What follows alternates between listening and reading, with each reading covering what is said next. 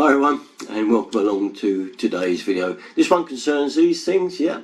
The humble drain valve. It's a little drain cock you usually find on your central heating system somewhere, and a lot of times you got to use it, and not only is it in a terrible position, it's very hard to get a span on or a hose pipe on it to empty the heating system, but it doesn't work.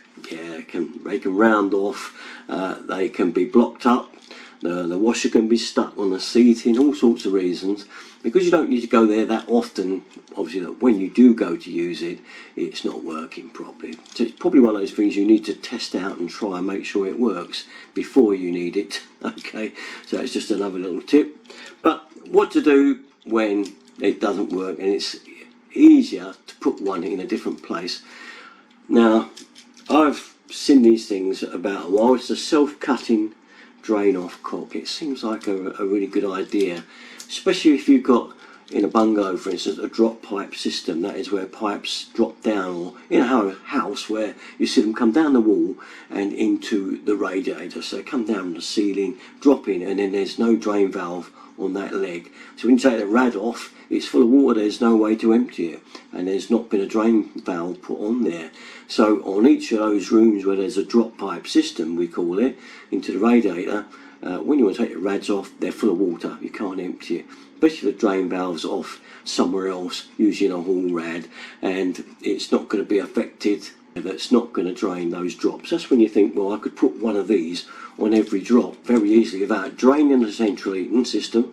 It will cut straight through and I can empty those drops. Or, as I said before, on a normal system where this not working, you could just replace it, cut the pipe, not have to turn the water off drain or anything. Seems like a good idea. So I fitted one of these self-cutting ones into a friend's house, and a year or two later he went to use it, and the funny thing was, barely any water come out of it. And then it suddenly occurred to me the reason why. So let's have a look at these in more detail, shall we? So looking at it in more detail, as you can see, there's the valve, there's the cutter head in there, inside there, with that rubber washer for the seal. Now I've made this ready on a piece of pipe here, ready, clamped on. All you do now is just turn the thing and self-cut into the copper pipes. Now once it's in position, basically what we do now is we screw this into the pipe. So we're going to have a spanner and we're going to twist this thing in and cut the pipe. Okay, so let's get this cracking. It should cut through the pipe. I felt it go there, you'll feel it when it goes. Felt it crack through it. Keep going. And the idea now is you put this where you want, position wise, and then you can lock this back nut up in position and job done. Yeah? Now then, let's take a look at the finished result of our tap. Now, I'm hoping you can see down there, if I shine this torch correctly, the pipe, and can see where the cut has gone through. You can also should be able to see where the copper pipe's bent over, which is what happens where you cut it through. It kind of goes back against the pipe there, it doesn't come away.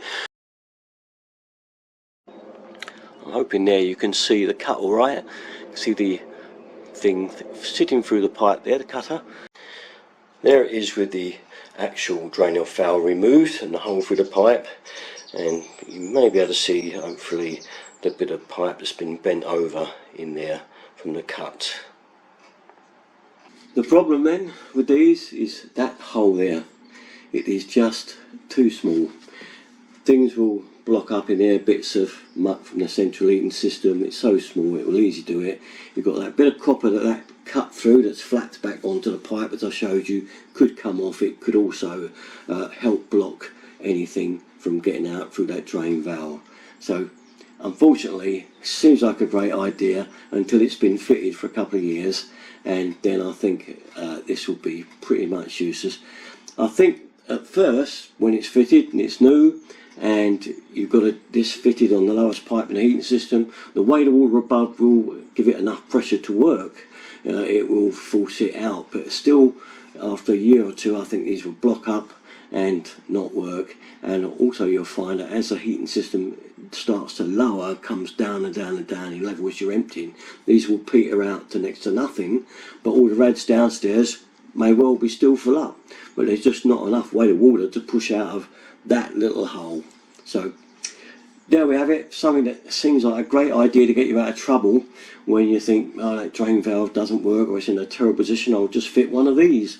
I would say you've got the drop pipe systems where each rad you could then put one of these on the copper pipe going to the rad and it would empty it all out. Again, seems like a great idea, but like everything in practice, there's always a problem, never quite works the way you think it's going to. So there you have it, why not to fit these, unfortunately. Okay, that's about it though. Just want to wise you up on someone asked me about, and also that I forgot to do a video on because this had happened say a year to 2 years ago, and I forgot to make a video on why not to fit those valves. Okay, that's about it though. All my stuff, usual place, Derek33. Thanks for watching guys, bye bye.